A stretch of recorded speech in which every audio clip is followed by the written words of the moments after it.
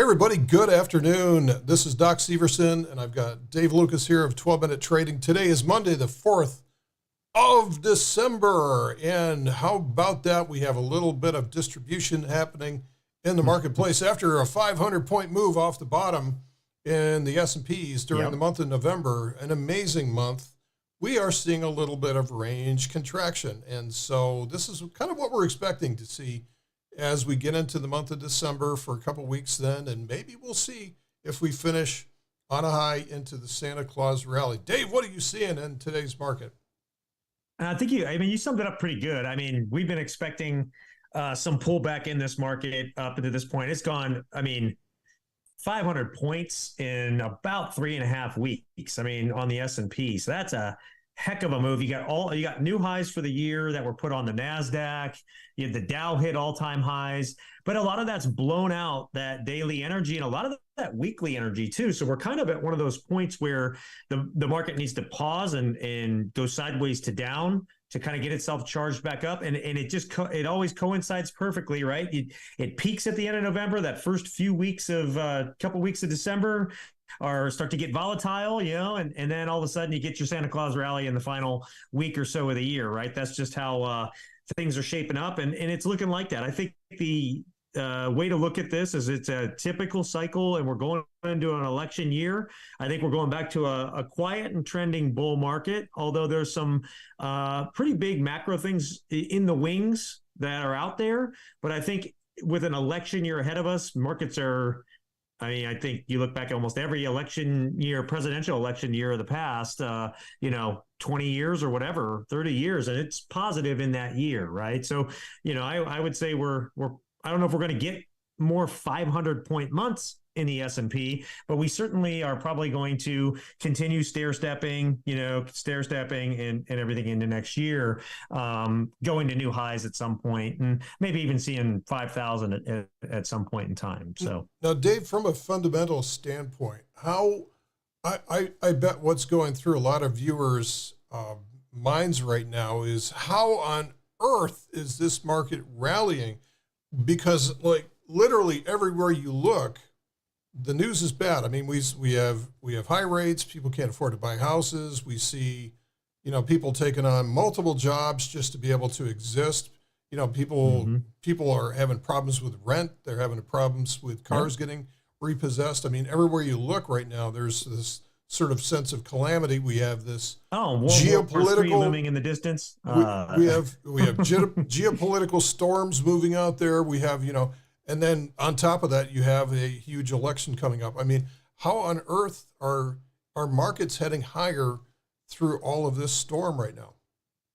Well, there's a few reasons for that. Number one, you always hear markets climb the wall of worry. You're seeing that right now, right? Everybody thinks that this market has to go down. It can't keep doing this. And that's usually when markets go and prove everybody wrong in spite of what they think, right? The market will make the biggest fools on the most amount of traders that it can. And so you typically see that. This time of year, you got fund managers chasing gains for the year. So you got some of that happening. You have the fact that the Fed bluff has pretty much been called by the market at this point. That's fueling a lot of this, that, everybody knows that the game is up and that the debt's too much and that it's going to continue. And what do assets do when you have inflation? Assets go up in value, right? What did the stock market do the day after Nixon took us off the gold standard?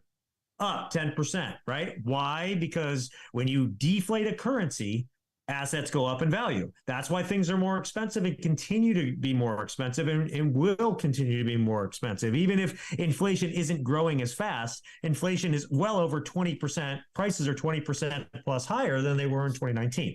So you're seeing just the effects of that. And you saw even overnight, some crazy things are happening out there that are signaling trouble in the future. So number one, gold shot up to an all-time high overnight. It went up almost 50, 60 points, and oil has been dropping. Now that seems really weird, right? Oil's dropping. Well, oil's dropping because it's futures. That means that the future isn't so bright for the usage of oil, which means people are expecting a slowdown. Traders are, and future traders are really, really smart, especially in commodities. So you have a lot of that going on. You've got the end of the year fund managers chasing gains in performance, and it's like a perfect recipe just to explode this thing up. And then at some point, yeah, we'll probably get a nasty sell-off, maybe January, February. That'll clear things out. Then we'll get quiet and trending into the rest of the year. And that's typical cycle anyways. So that's a lot of what we're seeing right now. And most everything's priced in. It will take something that is not priced in, that is of significant consequence, to really scare people again, right? And that can come at any time, but for now, it's not. So that's why we're where we're at. So for those of you that are watching live, let us know if you have any questions that are out there. So as well as those of you that are watching on a replay, which is probably going to be most of you, if you want to shoot us questions offline for next week, shoot us a note at support@12minutetrading.com. All right, so I'm going to go over, I'm going to grab, that's not the right one. Sorry about that, guys. This is the chart of the 10-year note. So I'm going to look at a couple of these. This is the 10-year note. This is the interest yield on the 10-year note. So we're down to 4.2%. As markets were making their lows, we had the highs. That third rail up there at 5% on the 10-year note was an issue. The other thing that we can watch right now is the dollar index. The dollar index has been almost 100% correlated, or inversely correlated, I should say, with what the equities market is doing. So when this thing was going higher, this is around the time that we were having problems. We were on that little sell-off into October. And as that topped out and started heading down on the dollar index, this is where we've had our rally. So lower dollar means good things for any risk assets that are out there. So keep that in mind. I'm going to just go over the S&P here. Let's see. The S&P, what was interesting about Friday was we had a higher high close, and that was important on Friday. We had a higher high close, so we did get above, we did confirm the monthly uptrend. So we got above there on a closing basis. It's real tight. But if we look at the NASDAQ is well beyond that as well too, as is the Dow. The Dow's already well above that, and we're actually seeing the Dow with a little bit of strength today versus that. Now, what's real interesting, though, too, is the Russell. The Russell's been crazy lately. So the Russell's been untradeable for really the past year. It's been in this big, huge range. And then what you're seeing here is what amounts to what could be an amazing bear trap if this works out. If this works out. And the fact that we're above the 200-day moving average in green now, that actually bodes well for additional gains. So on a day where the rest of the market's heading down, you got people moving into the Russell. And we've always talked about the Russell. This is the way I got trained on the Russell was, let's see, where am I here? The Russell is always the canary in the coal mine in terms of fund manager risk appetite. So watch the Russell is sort of like a leading indicator for, maybe I need to explain what canary in the coal mine is. Back in the old days in the coal mines, they used to put canaries in cages. And if the canary would die, that means that there's too much carbon dioxide. Not safe. Right, down in the mine. And so everybody get the hell out of there. So the canary in the coal mine is the Russell. So if we have the Russell being accumulated right now, that is really, really bullish for risk assets. You're seeing the sector rotation from the NASDAQ into the really, because that's been the leading index for the year, into the Dow and the Russell, and some of the S&P is the S&P, but some of the S&P money is headed there too. And I think it's really important what you pointed out though earlier about the dollar and the bonds and what is going on there. Right. I think that's a really important thing too. Why do bond prices or bond rates go down? And bond rates go down because prices go up. Why do prices go up? Because more people are buying them and heading into them. Right. So that tells you people are really moving to safety too. And there's also a ton of money. Like I want to say it's like almost $6 trillion now in money market funds. And so there's a lot of people that are hedging their bets a little bit too. And they're going into some safety. That's what also kind of what's pushed the dollar down some. But there's also some things being done on the world stage with central banks around the world and stuff, especially when it comes to the oil markets and everything too, with having to have dollars and everything as well that is impacting that. So I don't have time to go into all of that right now, but it's really important to understand the relationship with the dollar to oil being a reserve currency and what countries have to do to be able to have dollars to buy oil and stuff. So there's some of that that's happening right now too. I won't be surprised to see oil go back up at some point here over the next few months. I won't be surprised to see the bond rates go back up over the next few months.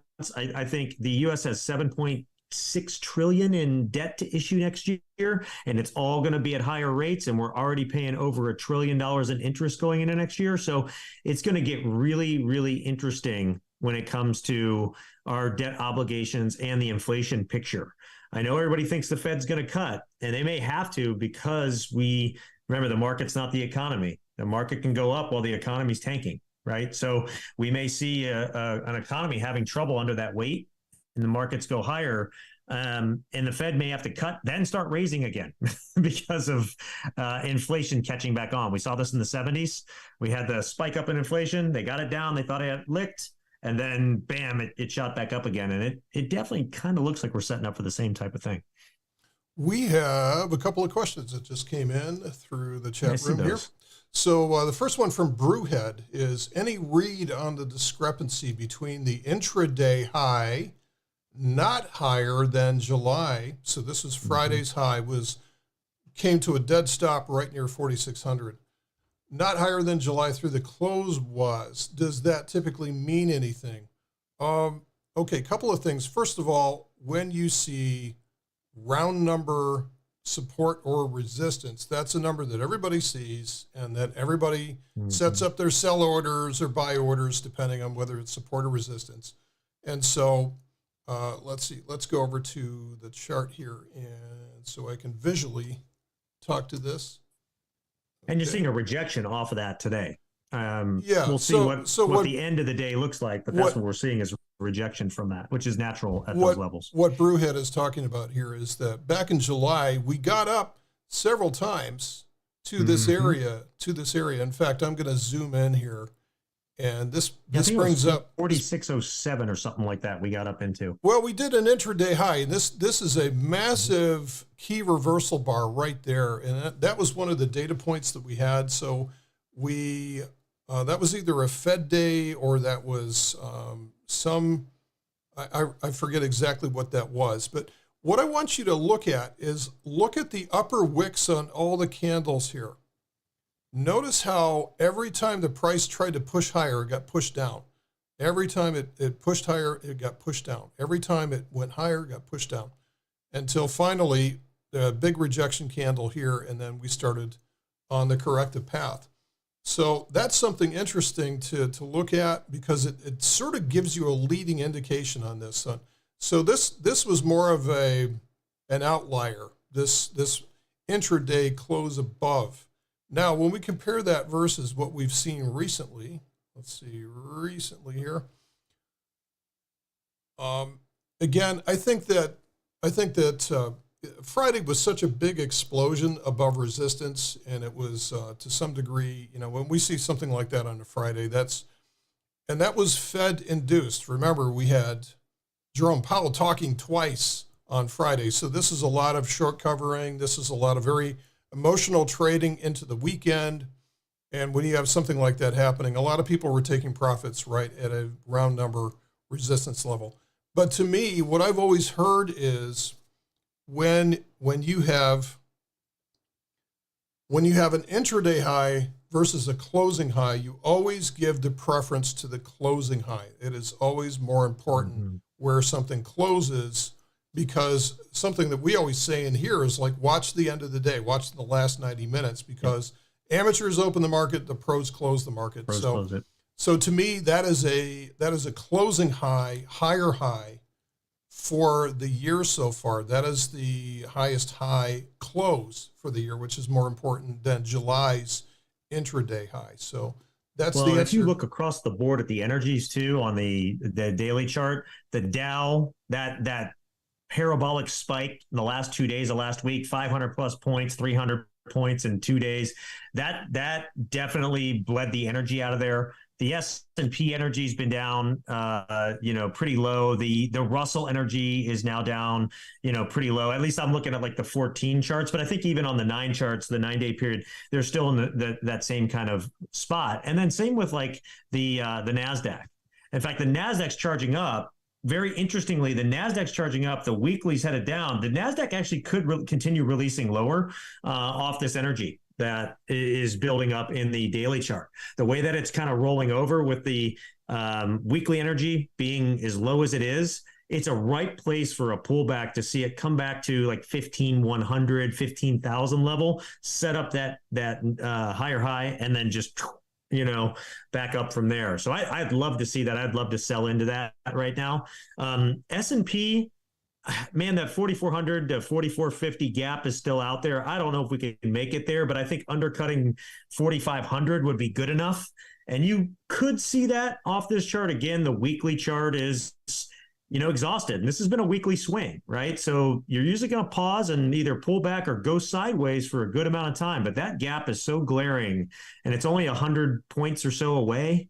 It's pretty easy to get to, So that's that today. Let's see how today ends. If today goes to the lows of the day and sells off into close, there's a better chance that I think we head there. Otherwise, we're just kind of stair stepping. We're train tracks, which will charge the energy back up and then, go from there. So, but I think those are really important things to watch right now in these charts. Okay, next question is for Nasky. Nasky is one of our subscribers that are on one of our services. They might be on yours as well, too. And he's asking about defense of an iron condor. Now, what I'm going to do is I just have a standard iron condor up here. And what I'm going to do is I'm going to draw the deltas on here. And so, Nasky, the answer to your question is in the chapter in our courses. Part of the service that we have is we provide courses as well as that too.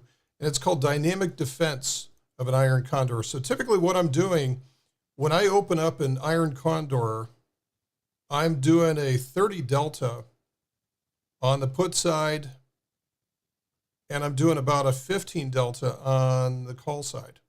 And why is that? Well, there's a couple of reasons for that. The first reason is skew. So typically what you're going to find is for these trades, the skew tends to, if you put in the trade with a 30 delta puts and 15 delta calls, this is the short option, what you're going to find is that this gives you a little bit more room to work to the upside. And typically what we're seeing is most of the pressure is to the upside, especially lately, right? So you want to give yourself some more room. So what do you do? To your question, you're saying how to be faster in either rolling or closing when something has happened. So one of the first things that I will say, and as part of my materials for everywhere, is you have to be, rule number one of risk management is you have to define your exits or adjustments before you enter the trade. And I've reiterated this many, many times, not only in the trading room, but also in here. So that is the core principle, is that if I enter here, I have to know exactly how I will adjust this thing going forward before I enter the trade. So if you cannot do that, I would say don't enter any positions until you get to the point of understanding exactly how to do that, because otherwise you're going to set yourself up for an emotional decision. Now, a typical example of an adjustment that I will do is when this delta gets up to 30. So when that 15 delta, if it gets up to 30, what that means is that the price has made a pretty good movement here. And that what I need to do is we're starting to attack the call spreads. What I will do is I'll shut down the put spreads and move them up. Now that's different from how Dave does it. Dave, what he does is he will actually shut these down and roll them up. So I'm doing what's called rolling the untested side. And that's just a different way. I'm not saying it's better or worse, but it's one way of doing this. And then if the price continues up, if I have the time, or if it makes sense to do that, I will actually roll this one up and turn this into what amounts to an iron butterfly. So I will tune this into an iron butterfly. So I don't end up, I used to do that. I used to roll the attack side, but I don't do that anymore. But all of those are in our courses and the course materials for this service, for the Daily Target 100 service. So we teach people how to manually and sequentially adjust the position through that. What, and I think, Doc, too, there's a distinction between doing this with low probability and high probability, right? You're focused on low probability, which is really defined. A lot of times if you're a 5 wide spread, you're getting $250 per contract up front. So you've got 50%, that you're making up front. Where a low probability, like I do, I'm getting I'm going so far out of the money and I'm going for a 4% return. So for mine, if something moves like we did in November, I make adjustments earlier. I typically have around a 3x of my credit limit that I'll look at. So if I got $80 per contract and it hits $2.40 aside, then I just move the whole thing up and adjust it. Because usually if you go that far that fast, you're either going to pause or turn around. But we do get these moves like we saw in November that happen once, twice a year, where it just seems to continue on relentlessly, right? And so sometimes they move it twice and that sort of thing, or even go out a little bit further, turn into a trade. So in most cases, like for me, 98% of the time, I never have to do anything. Right. It's just, that 2% of the time out of the year, those couple trades that you have to adjust or move out and stuff. So I prefer to move the whole thing.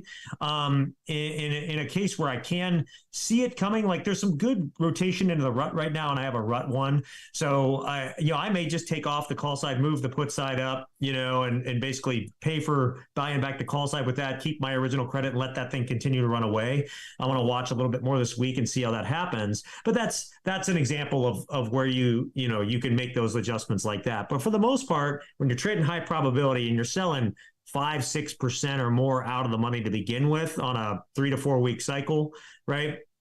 Most of the time you don't have to worry about it because the market doesn't move 5-6% in that amount of time typically. Time really gives you the that's burn, actually a good point that you're bringing up, which is the difference between high probability and I would say lower probability. So Dave, you do a higher probability, so your deltas are like 5-ish or something like that, which means less. Yeah. So typically you're running with a 90% probability of success or better for the entire trade. Whereas mine, typically I'll run with lower probabilities for those, like with a 15 delta and a 30 delta and stuff like that. I'm much closer to the money. So there's just different techniques for that. But there's a follow-up question here from Nasky about, and this is definitely not mine, this is definitely yours, which is using the Bollinger Bands to signal when to enter and close the iron condor. I won't say enter and close. I use the Bollinger Bands when I'm selling puts or put spreads against a index or equity. My favorite setup is when we've got a daily chart, price that's on the lower Bollinger Band with the daily energy on the floor. So right now we're the opposite, right? If you look at the charts, we're at the upper Bollinger Band and we got the energy on the floor. Right. That is a recipe for the market to come back down or that stock or index to come back down to increase that energy again. So you pull back, you charge back up and you go. What I love is when a stock's been beaten down to that lower Bollinger Band and it's taken all the energy to get down there. And at that point, you're in a position where it's really pretty tired. And the next step is really to turn around and go the other way. And that's what I love to sell into. So I'll go 6 months out and I'll sell. Well, here's a good example. Pull up NVDA. I've got this on my radar right now. I'm watching it. So if you pull up the NVDA chart, right, you can see on there that NVDA is pulling back with its daily and its weekly energy, right? And you can see it's hitting right into that daily Bollinger Band, right? And that energy is starting to hit the floor. Right now, I can go out 6 months on NVDA and I can sell around that 300 level, which if you zoom out is the breakout from this last spring. That's where NVDA really broke out, was when it hit, around that 300 level. You can see that big gap right there. See it? So what you want to be careful is NVDA could go back to fill that, right? NVDA could go all the way back down there to fill in that area. Right now, I'm looking at selling like a 300 by 290 put spread on this thing, picking up 10% return on risk. And so I think it can go a little lower. So I'm going to see if I can get below that. But that would be the ultimate kind of setup, is that, we come down a little further, maybe another 15, 20 points on NVDA, kind of hit that bottom. And that's where you have your energy burned out, and that lower Bollinger Band, or even undercutting it some, and then you sell right into it. Great entry point. It's one of my favorites. So that's how I use the Bollinger Bands, because remember, the Bollinger Bands act like the ropes of a boxing ring, right? They bend, they don't break, right? And so when you typically hit those, that's when you see the market bounce back the other way and throw the price effectively back into the ring, right, on either side. And so that's just a little insight of how to use the Bollinger Bands. And then when you're on the top, if you want to play it like a swing, you look for the same thing. The energy is exhausted at the top, and then you sell your call spreads way out of the money, right?